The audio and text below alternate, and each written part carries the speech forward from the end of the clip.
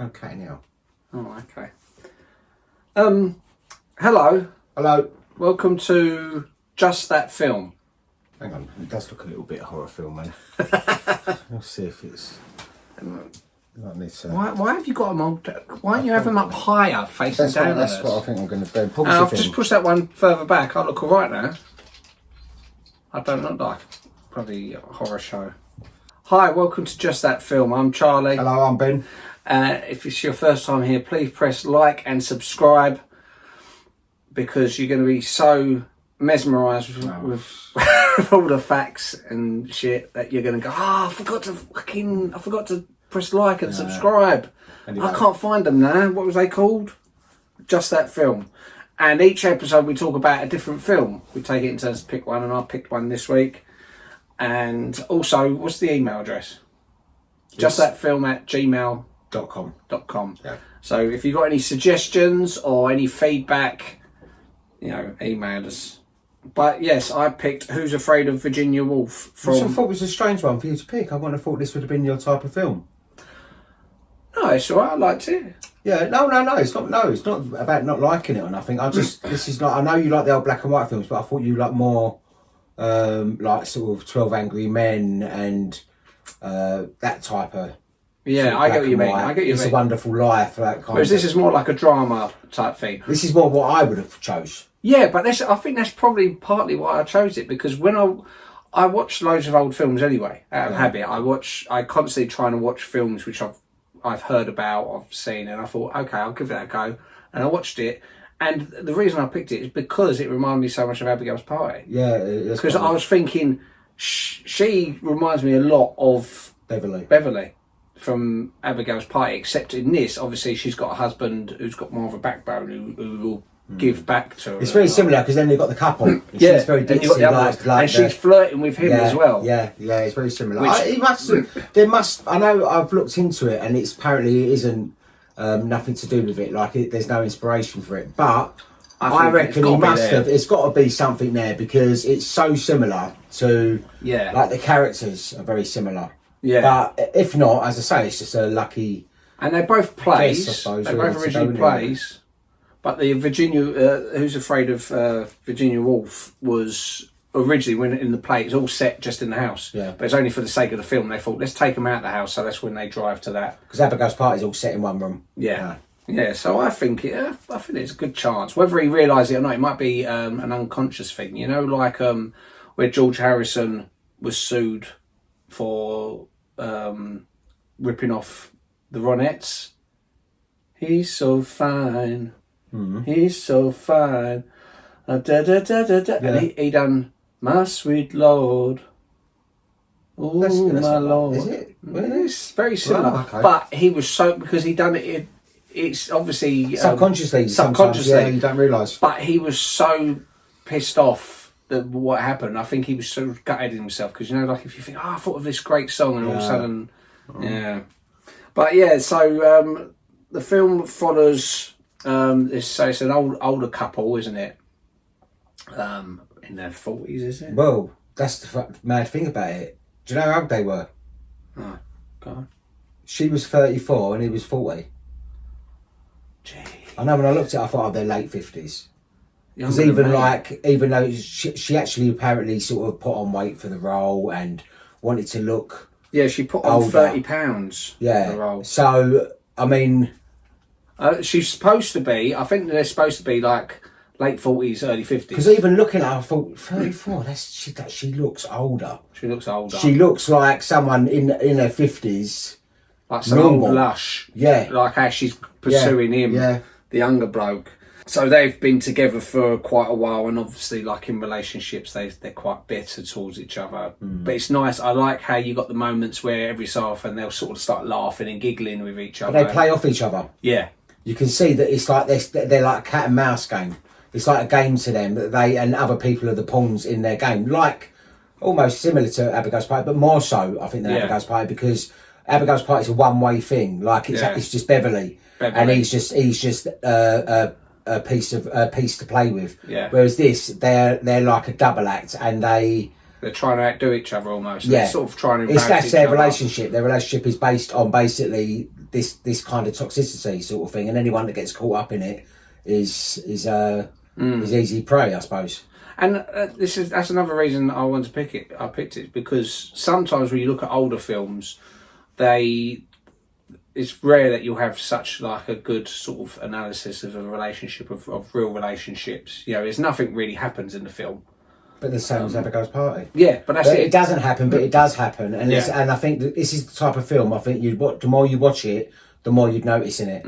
You know, it's a very good film. I mean, I haven't seen it for years, and when you said about it, I thought, oh, I'm glad you mentioned it because it's an excuse to actually watch it again. And I actually enjoyed it so much more this time round than I did the first time round, because I think when I first see it, it had been built. I didn't know what to expect. It's not a typical old black and white film, and it's it sort of probably took me in the wrong direction. I was expecting something else, but absolutely loved it. I absolutely think it's a really good film, really well written. I think the cast is really good. Yeah, I mean, it's just like a dysfunctional couple, which is there's probably loads of relationships like that out there.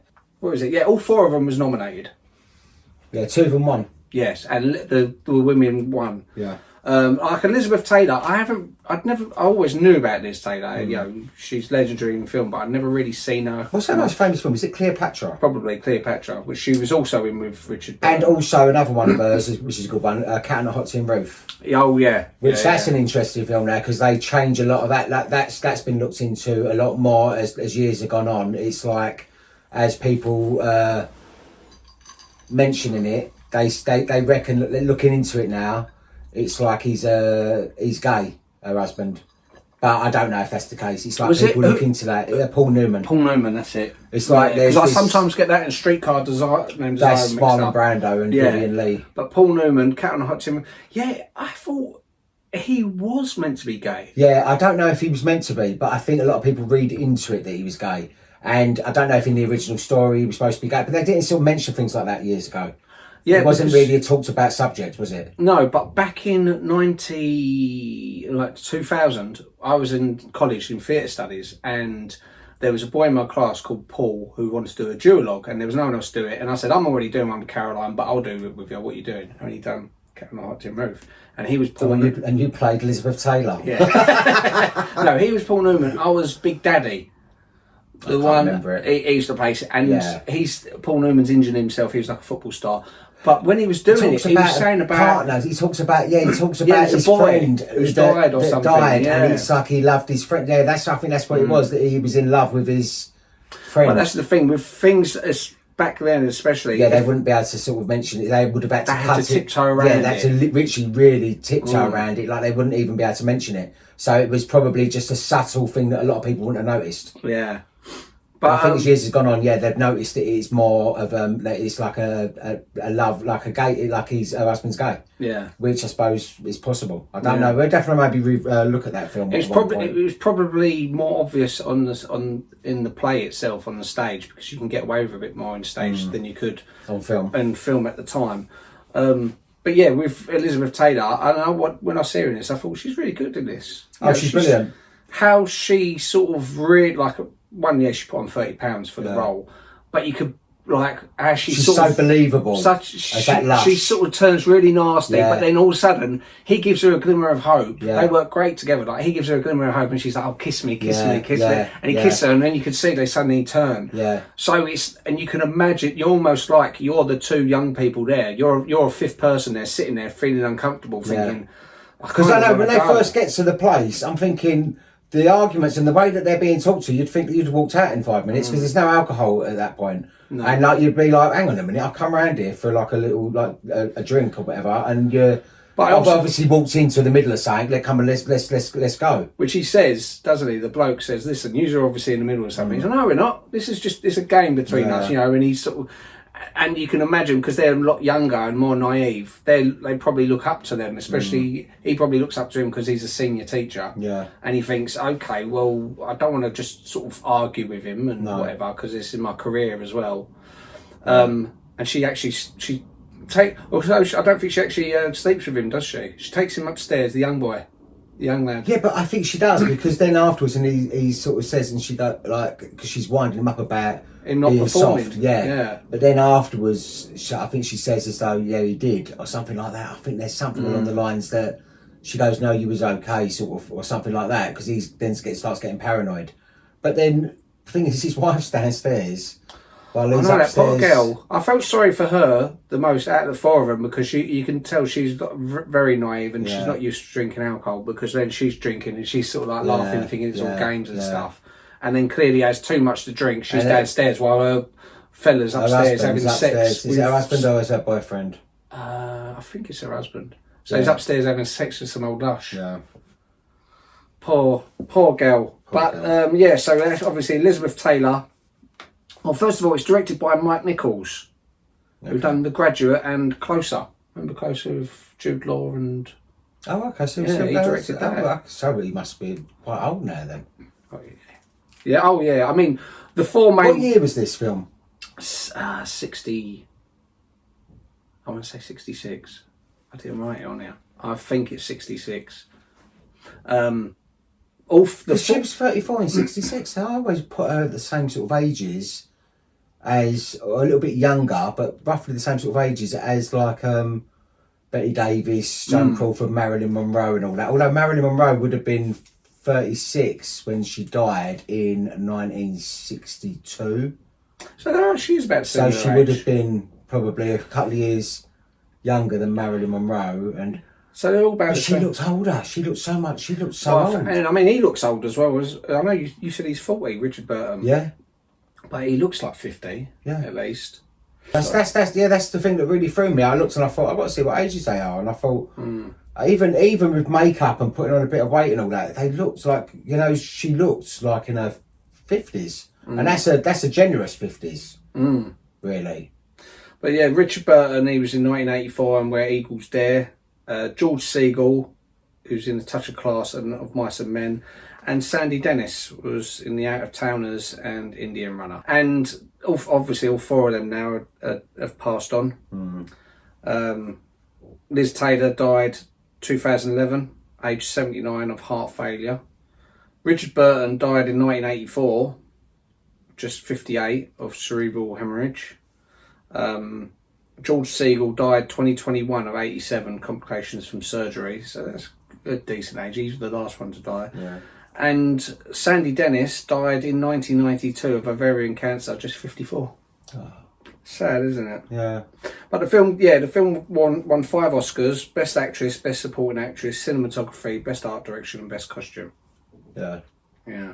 It's a very good film. It was quite a brave film, I think, probably for that sort of time. And then again, the 60s, they started getting a bit brave. Like we'd had Whatever Happened to Baby Jane in 1962. They was getting a little bit more darker themed. Whereas I think before that, they was very like there was all the musicals. You had all like the westerns, and then the westerns, and you also had like things like maybe like Brief Encounter, and you had things like what's the other one? Mr. DeVille thing. What's that? Sunset Boulevard. Sunset Boulevard. Things like that. So they were slightly getting a little bit more, and also Psycho, I think, come out around about 1960, was it? Yeah. So they was getting a little bit. They was pushing it a bit more. Yeah. It was all very romanticised. I think a lot of films are musical based, weren't they? But then they started getting a little bit darker. So I suppose, really, it's probably come at the right time, because in the 60s it did all change. Yeah, nice. I really enjoyed it. I thought it was and I think it was really good film, and I couldn't remember any of it, and that was a good thing about it. I couldn't remember. I remembered the very last line though. I remembered it. What was it? Who's afraid of Virginia Woolf? And she says, "I am." I remember her saying that. I'd remembered that. I don't know if I remember it from like pop culture or something like that, but I remembered that line. Also, another thing as well. Richard Burton reckons that it's his and Elizabeth Taylor's best ever work. Oh yeah, I can believe that. Which I can see that. The thing, they was married obviously at the time, and like probably going through it. Mum was saying apparently that's what they were like in real life anyway. Although on the day when they was filming, it was quite hard to work with them, because not because of them in particular, they were professional, but they were a challenge to get in front of the cameras, because in their contracts it said they didn't have to be on set until 10 o'clock. So they'd get on at 10, obviously, with all the hair and makeup and everything. That would take like up to 2 hours. So then they'd stop for lunch. and then... What, 10:30? Well, no, because it take 2 hours. Yeah. Like all the makeup, he has to put all the hair and the glasses and stuff. Setting them all up took them 2 hours. So from 10 till 12, they was in the makeup chair, costumes.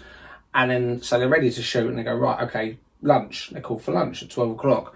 And they'd go off and they would have like, they'd have like lengthy cocktail filled lunches with friends and stuff. Oh, the good old days. And then they'd come back drunk. Like Miss Hannigan out of Annie. Yeah, they'd sometimes come back as late as 5. And their contract said, Woo! but their contract said they couldn't work past 6.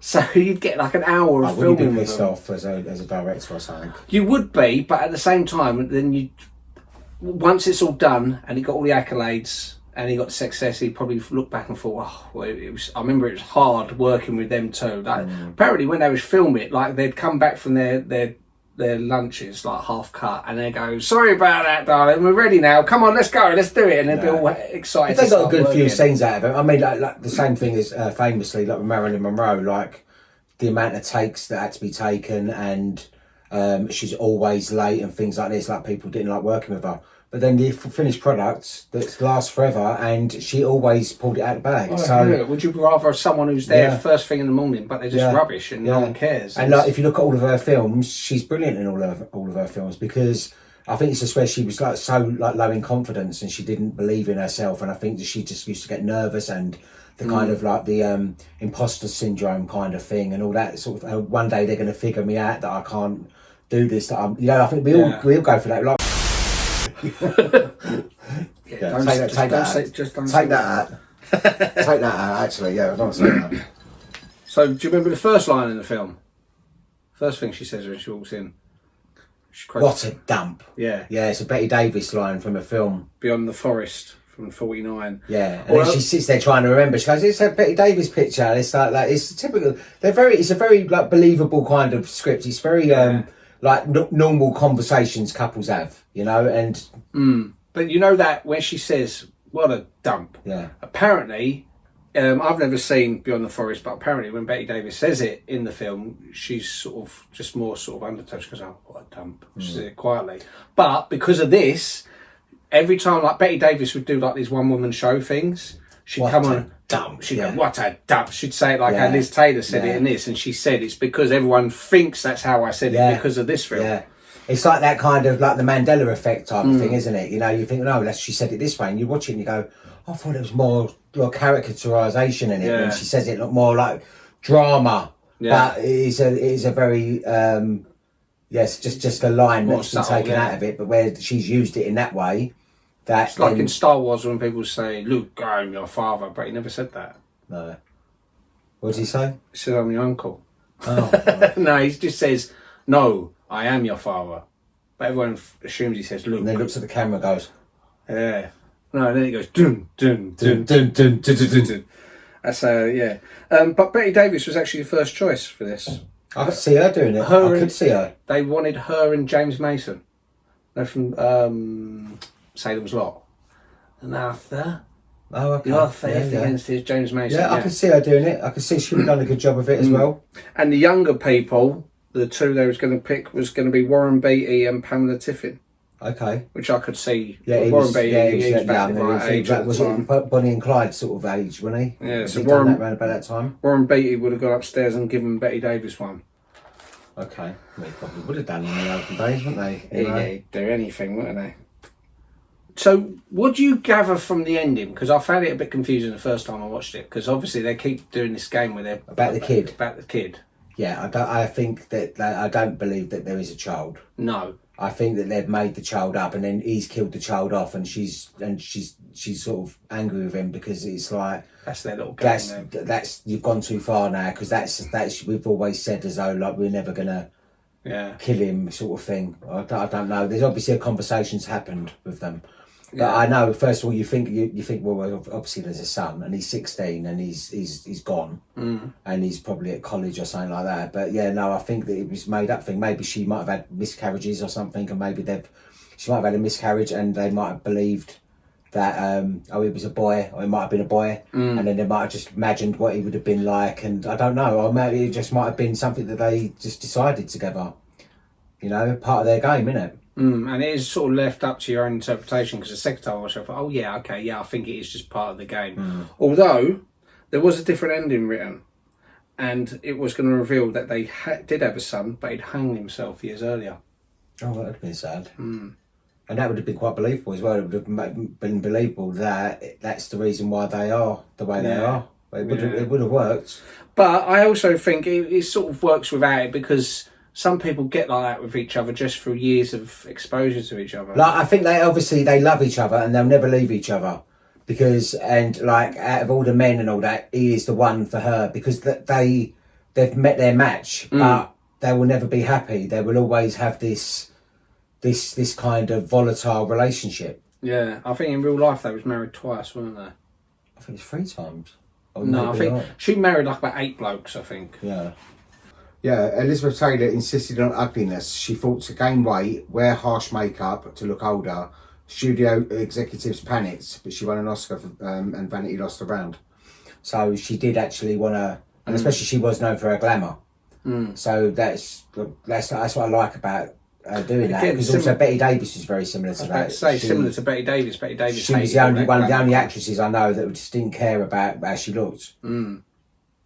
And that's what she didn't like about Joan Crawford, because Joan Crawford was... Well, when they're dying scenes and she had like breast things in, she goes and her boobs are sitting up, she was like pointed things when she's laying on the beach, and she's like, they wouldn't be like that. No. And the lighting had to be just right, and her hair was all done, and she was like... It would get on your nerves if that's not you. No. If that's not your life, you feel... It's like I remember a few years ago, I went on a date with someone, and we went to a restaurant up the road from me. Really, what was it? What's the one Alan Sugar owns? Sheesh, is it? And it's really nice decor and stuff. I said, yeah, I'll take you there. So we went in there, and the whole time she was on her phone, taking photos. And you're sitting there thinking, our phone ain't even turned up yet. We're not even having a conversation with it. And we knew each other because we were friends, but we'd gone out on a date. And I was checking, and I said to her, do you want to put your phone down? Yeah. That's really... I think it's rude. But I can understand in a way, because that's some people, that's their life is where they've been. It's not, they have to show everyone that they're having a good time. They're not living the best life. They want people to think they're living the best life. That's why all these people that go over the top with social media, look how fantastic my life is. We're really dig a little bit deeper, and you see it isn't. This is why often when I go places, I like to if I take a photo, I'll take one photo and that's it, just to remind me where I went. So that's the best way to be. I always forget to take pictures a lot of the time. I mean, my last few holidays I've taken a few pictures because I want to remember it, and I want to start remembering certain places. But most of the time, it's like I don't really take pictures. Like these events, like family events, I think, we ain't taking no pictures. Like with our big family things we do each year. I feel bad because some people are obsessed with photos. Yeah. Like loads of people, they go through photo albums, and I've never been like that. No. But then every so often I'll find an old photo and I'll go, I wish there was more of that. Like there was an episode of Black Mirror I watched the other day, the one where he gets in photos. So and he's trying to see the pictures, trying to see his mum's face or his girlfriend's face or someone's face. And he's only got like 3 photos, and you think. And when I was watching it, I thought, that's me. If someone asked me when I was an old man, can you got any photos? I'd be like, no, I ain't got nothing. I'd delete them all off my phone because my phone's got terrible memory. I need to do that. Sandy Dennis stayed in character constantly, and the cast and crew found her unsettling. So that's how she would be. She'd be like, that sort of ditzy running around, and they go, that's what she was like. Yeah, maybe. And every single character lies repeatedly. The film becomes a chess match where the board keeps changing shape. Elizabeth Taylor was the highest paid actress in the world at the time. She still chose to look miserable, bloated and emotionally flared. Power move. So that's good. Oh, it worked because, won the Oscar. Alcohol was practically a 5th character. If you removed it, the movie would last probably about 12 minutes and end in silence. It is a very big thing, isn't it? It's if you, I know some people play a drinking game with it. So every time they have a drink, you have a drink. But like, I've got to be mangled by about after about 5 minutes, because he's constantly, have another one. No, I'm fine. No, let me freshen it up. And every time they have a drink, you're supposed to have a drink and stuff. And then they go to the bar. There's loads of films they've done that. They do that. People do that too. And the final scene was filmed early in the schedule. Nichols wanted the actors to know where the emotional rubble would end up, even if they hadn't lived through it yet. Taylor broke down after filming Wrapped. She reportedly said she felt emptied out, like something had been excavated and not put back. Mm. The film was also rated adults only on its release, because it was obviously grown-up stories or something. Yeah. Sandy Dennis often appeared physically ill during filming, whether performance or genuine distress. Nichols never stopped the camera, cruel, effective, unforgettable. And Burton did drink heavily during production. Taylor did not. Their characters drink together. The imbalance hums underneath. So he was actually probably quite drunk a lot. He was one of the drunk. What is it? The drunk four. It's him, Oliver Reed, Peter O'Toole, and Richard Harris. At the time, they were like the Hellraiser British actors who used to just get totally pissed all the time.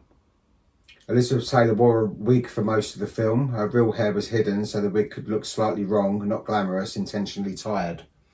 Which he does look a little bit. He does very, very brassy looking, isn't it? Nick is the only character who tries to leave. Is he?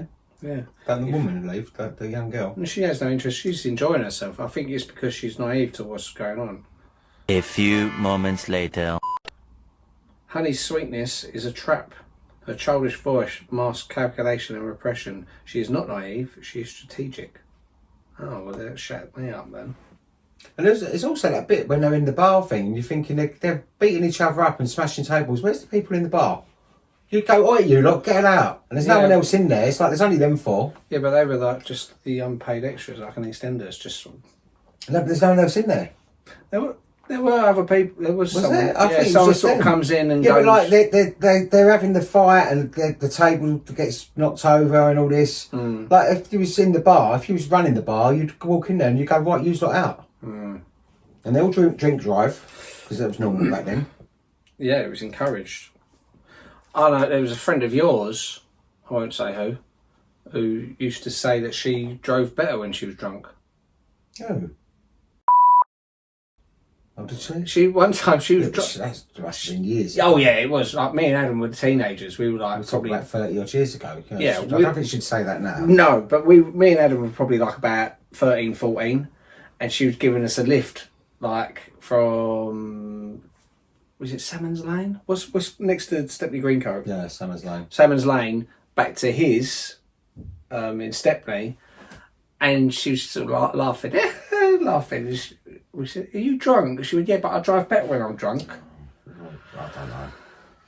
Well, that's allegedly. Yes, and yeah, I'll cut out whose name it was. Right, the IMDb for Who's Afraid of Virginia Woolf is 8 out of 10. Okay, that's really good. Which ain't bad. Rotten Tomatoes was 96% by the critics and 90% by the audience. That's really high. Very good.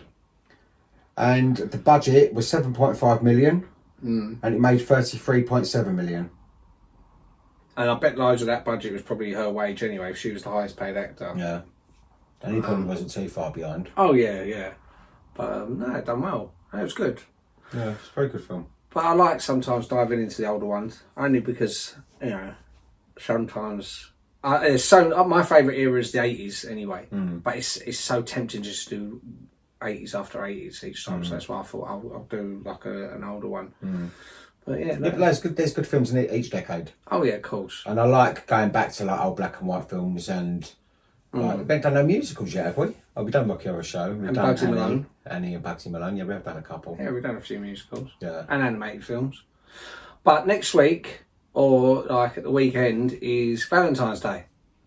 Okay. So next week, I'm doing a podcast with Lily, Serendipity from 2001. Have you seen it? No. Lily said that it's her fourth favourite film of all time. Okay. It's a really good film.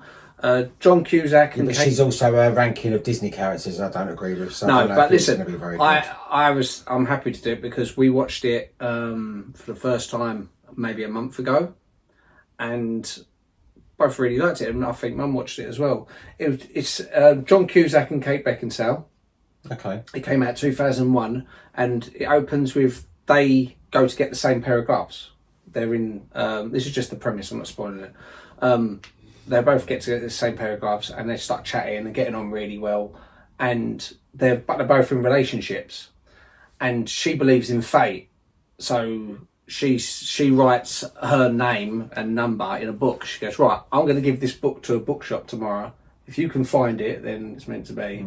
They said, what about me? And they're both in relationships, just like. I know, but it's because he's sort of like, but we've had such a good. Because what happens?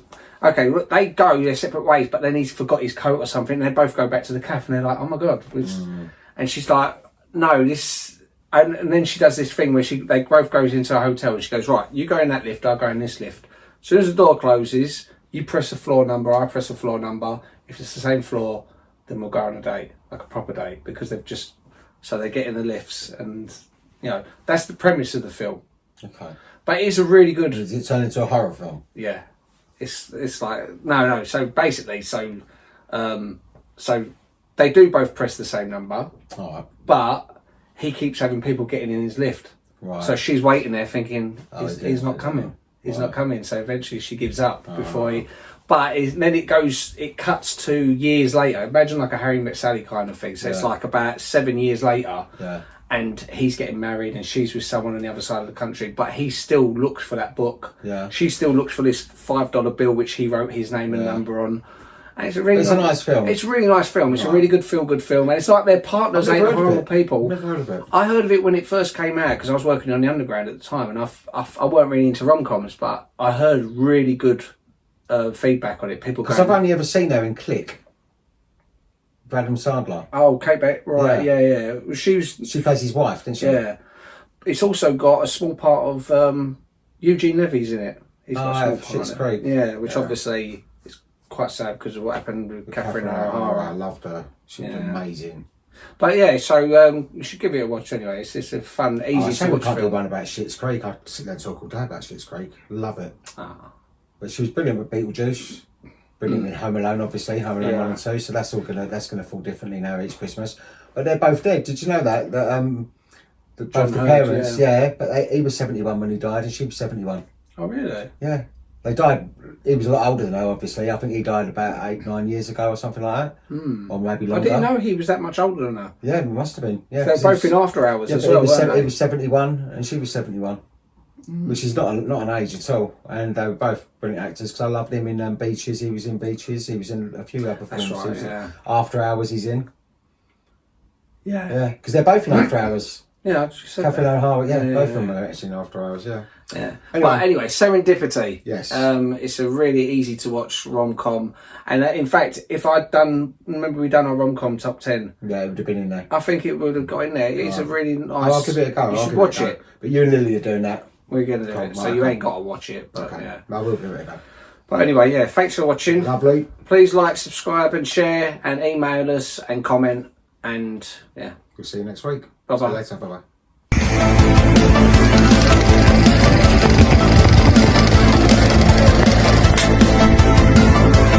The child is never seen because the child may not exist. The film preserves the ambiguity.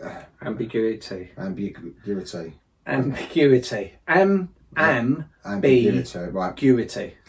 The child is never seen because the film may not. Fuck's sake. Go on. The child is never seen because the child may not. What is going on? Maynard's right. The child is never seen because the child may not exist. The film preserves his ambiguity. Ambiguity perfectly. Absence becomes a presence. Silence becomes evidence. Yeah.